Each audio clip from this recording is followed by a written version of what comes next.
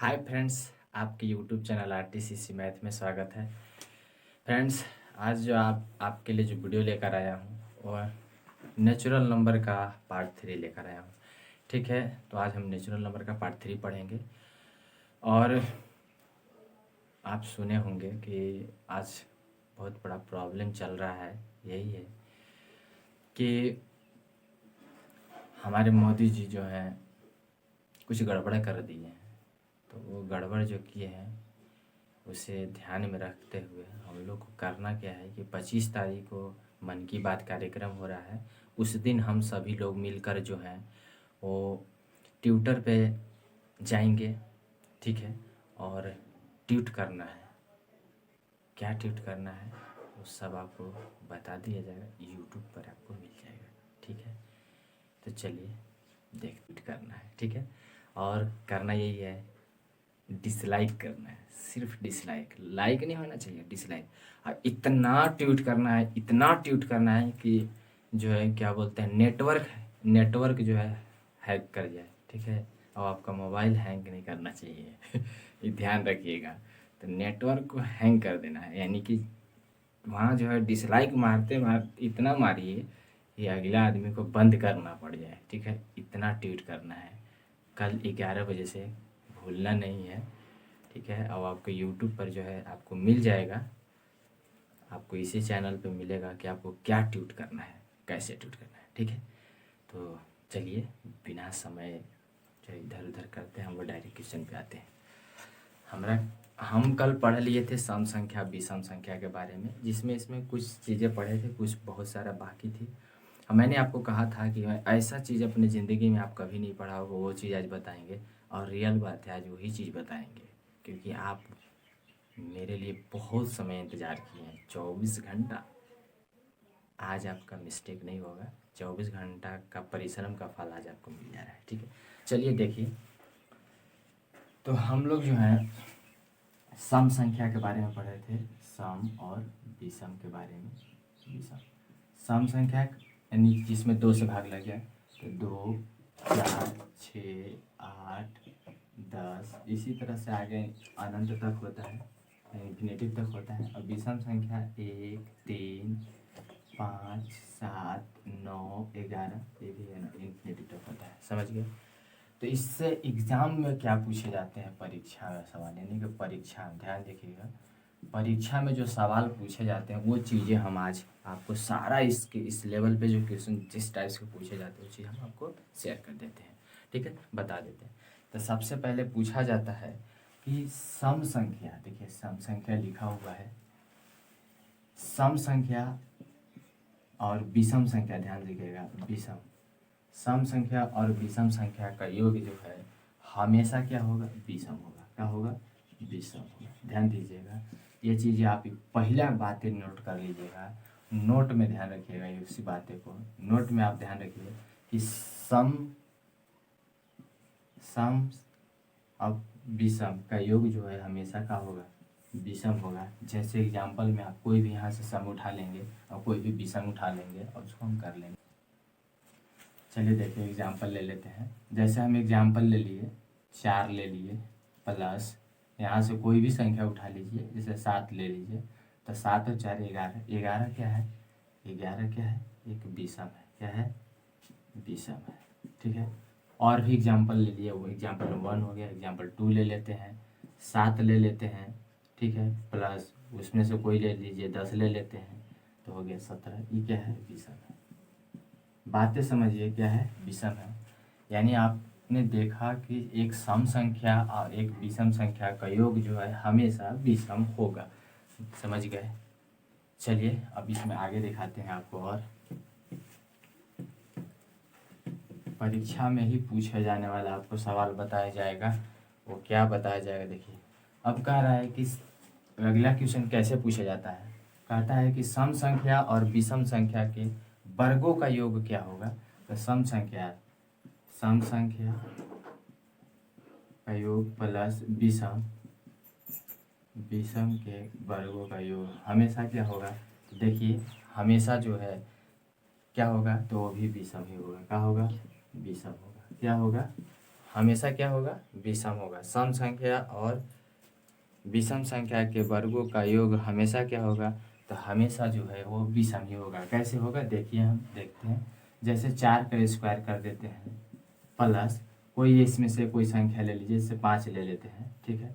5 का स्क्वायर आप कर दीजिए तो देखिए 4 चौका 16 और 5 25, तो जोड़िएगा तो आ जाएगा 30 और 1 25, 6 और 5 11 की 1 हो जाएगा और 3 और 1 हासिल 4 हो जाएगा। यानी कितना हो गया, ये क्या है, तो विषम संख्या है, विषम संख्या, ठीक है। ये क्या है, विषम संख्या है, समझ गए। तो इसी तरह से आगे भी हम और एग्जाम्पल ले सकते हैं, किसी भी मतलब सम संख्या विषम संख्या को लेकर हम बनाएंगे तो उसका एक जो है आने वाला जो वर्गों का योग होगा वो हमेशा हमेशा क्या होगा, विषम ही होगा। चलिए नेक्स्ट आपको इसमें और दिखाते हैं और क्या ऐसे क्वेश्चन एग्जाम में पूछे जाते हैं, बहुत ही धाकड़ धाकड़ एग्जाम में क्वेश्चन पूछा जाता है। चलिए देखते हैं हम लोग भी।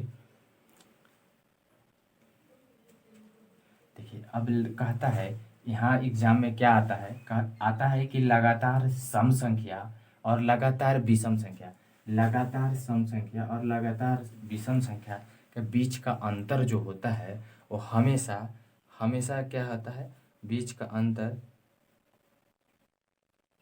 2 होता है। क्या होता है, 2 होता है। जैसे देखिएगा मेरी बात को सही, लगातार सम संख्या और लगातार विषम संख्या का बीच का अंतर हमेशा 2 होता है। जैसे देखिएगा, आप देखिए वो 1 3 5 7 9, ठीक है। एक हम विषम सम ले लेते हैं, 2 4 6 8 10, ये दोनों के बीच कितना अंतर है, 2 का। ये दोनों के बीच कितना अंतर है, 2 का। ये दोनों के बीच का अंतर कितना है, 2 का। ये दोनों के बीच का अंतर कितना है, 2 का। ये दोनों के बीच का अंतर कितना है, 2 का। ये दोनों बीच का अंतर कितना है, 2 का। ये दोनों के बीच का अंतर कितना है, 2 का। ये दोनों के बीच का अंतर कितना है, 2 का। यानी आपने देखा कि लगातार सम संख्या और लगातार विषम संख्या का अंतर हमेशा क्या आ रहा है, 2 2 2 2 आ रहा है। और 2 क्या है, तो 2 है एक सम संख्या। क्या है, सम संख्या है। क्या है, 2 एक सम संख्या है। तो एग्जाम में पूछेगा कि लगातार विषम संख्या का अंतर हमेशा क्या होगा, तो आपको आंसर देना है कि वह सम होगा, लेकिन ये संख्या जो है अभाज्य भी होगा, अभाज्य संख्या भी होगा। ये बातें आप नोट करके लिख लीजिएगा, बहुत इंपॉर्टेंट है, बहुत ज़्यादा इंपॉर्टेंट है। कारण क्या है कि क्योंकि यह सम भी है और अभाज्य भी है। समझ गए, अभाज्य क्यों है आगे हम जब बताएंगे तो आपको पता चलेगा। तब तक आप जो है इस चीज़ को मान लीजिए अभी कि अभाज्य संख्या भी है। समझ गए। चलिए नेक्स्ट आगे,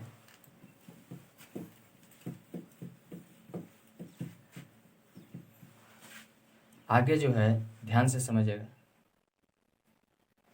लगातार इसके बाद फिर आगे क्वेश्चन पूछता है कि लगातार विषम संख्या, लगातार विषम संख्या का योग क्या हो सकता है।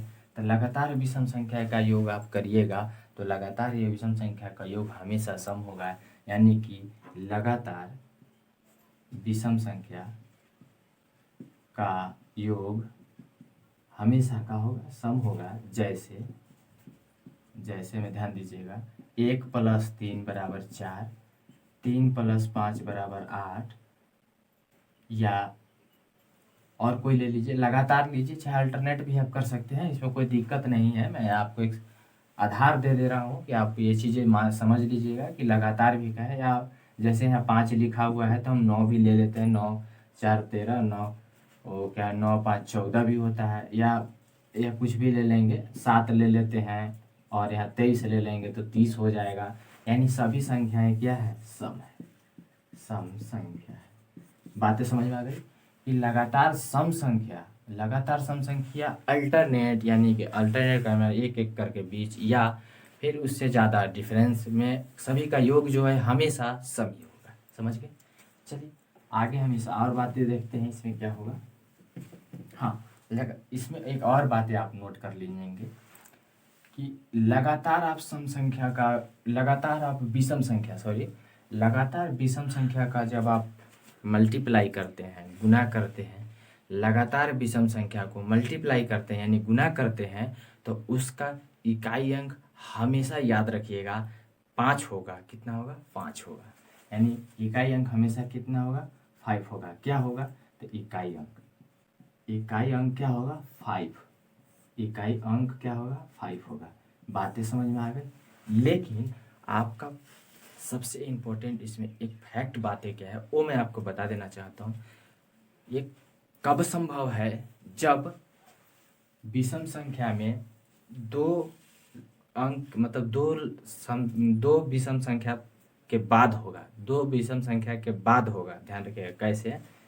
पहला विषम संख्या 1 है, गुण है, उसके बाद 3 है, यानी 2 के बाद मैंने बोला हूँ। यानी मैंने आपको पहले बताया कि लगातार विषम संख्या का आप मल्टीप्लाई करेंगे तो इकाई अंक 5 होगा। लेकिन इसमें एक कारण है कि 1 और 3 यानी 2 से अधिक आप जब गुना करेंगे, 2 से अधिक गुना करेंगे तब इकाई अंक कितना आएगा 5 आएगा। बातें समझ में आ गई। नहीं तो 1 और 2 को सिर्फ यानी विषम संख्या में 2 संख्या को सिर्फ अगर गुना करिएगा, सिर्फ प्रथम 2 यानी 1 और 3 को गुना कीजिएगा, प्रथम 2 को गुना कीजिएगा तो उसका इकाई अंक क्या होगा 3। क्या होगा 3 होगा। समझ गए।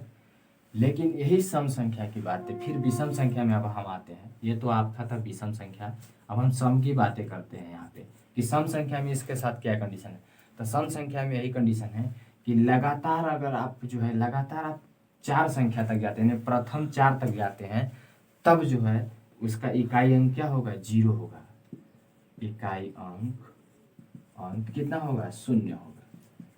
0 होगा। लगातार 4 के बाद आप जाते हैं, यानी लगातार 4 से अधिक अगर आप मल्टीप्लाई करते हैं, गुना करते हैं, तो उसका इकाई अंक क्या होगा 0 होगा।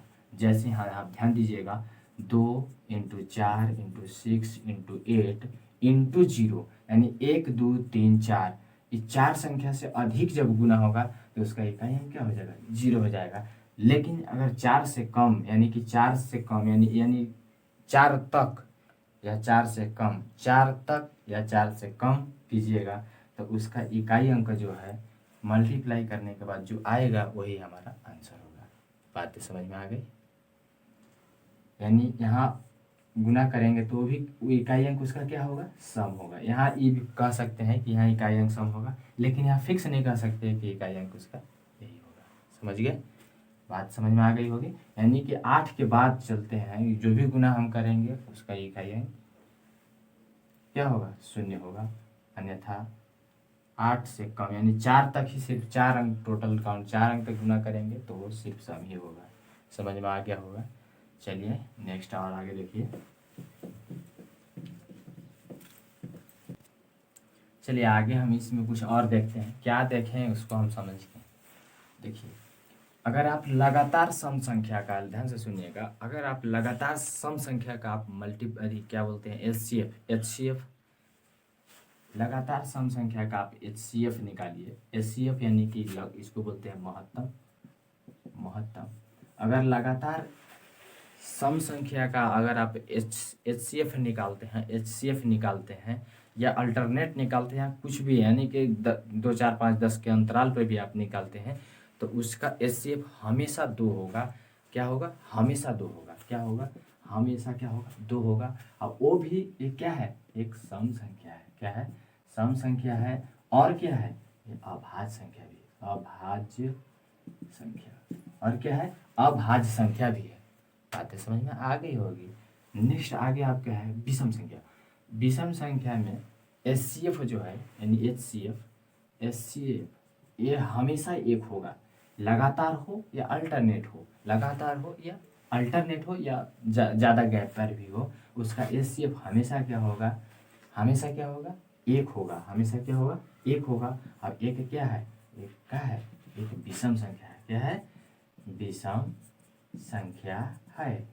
देखिए बात ध्यान से सुन लीजिएगा, आपसे पूछेगा एग्जाम में कि वह कौन सी संख्या है, थोड़ा गौर से समझिएगा, वह कौन सी संख्या है जो अपने का एचसीएफ निकाला जाता है, अपने का एचसीएफ यानी अपने मूल्य में अपने स्थान में अगर एचसीएफ निकाला जाता है तो उसका एचसीएफ 1 आता है या सेम आता है, उसी में से कोई एक आता है और वह न अभाज्य है न भाज्य है न सम है, वो सिर्फ विषम है। समझ गए होंगे। तो संख्या है 1। बात गौर से समझ लीजिएगा, वो संख्या क्या है 1 है।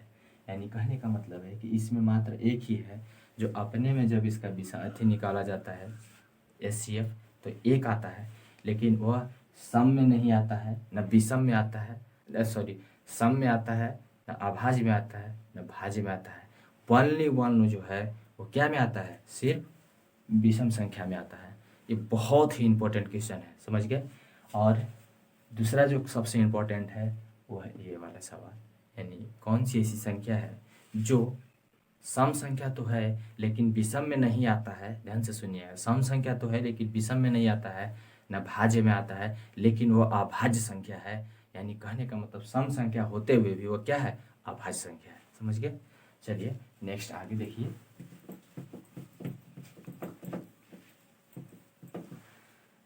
अब देखिएगा, इसका हम एलसीएम के बारे में पढ़ेंगे। जितने भी सम संख्या दिया हुआ है इसका एलसीएम हमेशा क्या होगा, तो हमेशा सम होगा।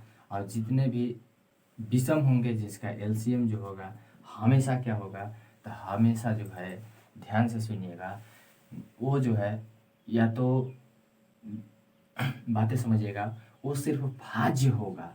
क्या होगा, भाज्य होगा। हमेशा तो नहीं कह सकते लेकिन फिर भी कह सकते हैं कि भाज्य होगा, एकदम 100% होगा। क्योंकि आप एग्जाम्पल के तौर पे इसको देखिएगा, एग्जाम्पल के तौर पे किसको, इस संख्या को, विषम संख्या के बारे में हम बात कर रहे हैं, यानी विषम संख्या के बारे में बोले, ये तो सम के लिए था, ठीक है, इस सम के लिए था, विषम के बाद एग्जाम्पल के तौर पे 3 × 5 = 15, इसको हम भाज्य संख्या बोलते हैं, ठीक है। 5 × 9 कर लीजिए, 5 × 9 = 45, 11 × 9 कर लीजिए तो 99, 11 × 3 कर लीजिए तो 33। ये सभी जो है भाज्य संख्या है। क्या है, भाज्य संख्या है। यानी जिसका हम HCF निकालेंगे वो संख्या हमेशा जो है भाज्य संख्या होगी। समझ के होंगे। चलिए आगे इसमें और देखते हैं, बातें समझ में आ गई हो। उसके बाद जो अगला जो बातें हैं वो बातें हैं कि यहाँ पे एक सवाल आता है, सबसे ज़्यादा पूछा जाता है सम विषम संख्या के बारे में। क्या पूछा जाता है वो चीज़ को आप समझिएगा।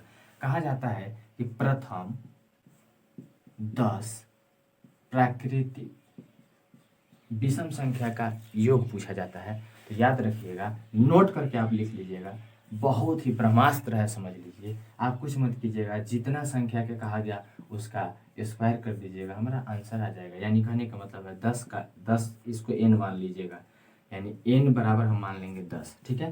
तो n का स्क्वायर कर दीजिए, 10 10 में 100 हो जाएगा। बातें समझ में आ गई। तो 10 का पूछे, 20 का पूछे, 30 का पूछे, 45 का पूछे, 55 का पूछे, 112 का पूछे, सिर्फ हम इसको स्क्वायर करते चले जाएंगे, मेरा आंसर विषम संख्या के योग का आंसर आ जाएगा। समझ गए होंगे। तो हमें उम्मीद है आज आपको बहुत अच्छा मज़ा आया होगा। इतना मज़ा आया होगा, यानी कि मैंने पिछले वीडियो में आपको कहा था ना कि इतना ज़बरदस्त कंटेंट देंगे ना कि आपने ज़िंदगी में आप कभी नहीं पढ़ा होगा। लेकिन आपको एक मुझसे शिकायत मन में हो रहा होगा कि क्या मास्टर एग्ज़ाम में ऐसा पूछेगा। तो याद रखिएगा, अब से मतलब अब जो एग्ज़ाम का लेवल है वो सिर्फ लैंग्वेज लेवल आ रहा है। यानी जो कहने का मतलब है कि लैंग्वेज ज़्यादा पूछा जा रहा है, और सम विषम भाज्य अभाज्य, इकाई अंक दहाई अंक, स्थानीय मान जातीय मान, ये सब क्वेश्चन जो है ज़्यादा पूछे जा रहे हैं एग्ज़ाम में। तो आप ध्यान रखिए। मैं चाहता हूँ कि आपका बेसिक अच्छा हो। आप तो मान के चलिए तैयारी कर ही रहे हैं, लेकिन जो नया स्टूडेंट, जो आपका नया भाई है, जो तैयारी करना चाहता है, अगर वो बेसिक चीज़ों को अगर पढ़ेगा तो हमें उम्मीद नहीं लगता है कि आने वाला समय में उसका एग्ज़ाम में वो अपने आप को महसूस करेगा कि नहीं, हम बहुत मतलब अच्छे ढंग से तैयारी कर चुके हैं। समझ गए होंगे। तो मेरा मकसद है कि आपको अच्छे ढंग से तैयारी करा देना। यही मैं सोच कर मैं ये सारी चीज़ें पढ़ा रहा हूँ। सम विषम मेरा पढ़ाना कोई जो है आप भी जानते हैं, लेकिन इससे एग्ज़ाम में क्या पूछे जाते हैं, इससे लैंग्वेज टाइप के जो क्वेश्चन अब पूछे जा रहे हैं, अब ज़्यादातर लैंग्वेज ही आ रहा है। तो ध्यान रखिए, लैंग्वेज क्वेश्चन का आपको खुद पता होगा, देख रहे होंगे, सेट वगैरह सुन रहे होंगे। तो इससे ज़्यादा मेरे को कहने की कोई आवश्यकता नहीं है, क्योंकि आप खुद समझदार हैं। और अच्छी बात है, भगवान करे कि आप थोड़ा और अच्छा आपका कॉन्सेप्ट बने। और मैं चाहता हूँ कि आप, अगर आपको वीडियो बहुत अच्छा लग रहा हो, मज़ा आ रहा हो, तो थोड़ा सा रिक्वेस्ट है, लाइक और शेयर कर दीजिए। और फेसबुक, व्हाट्सएप सभी पर शेयर कीजिए। और देखिए, जितने भी इस चैनल पे वीडियो मिलता है ना, आप उसको देखा कीजिए। देखने से आपको कुछ फ़ायदा होगा, घाटा कभी नहीं होगा। और लाइक भी किया कीजिए। ठीक है, तो चलते हैं। नमस्कार, थैंक यू।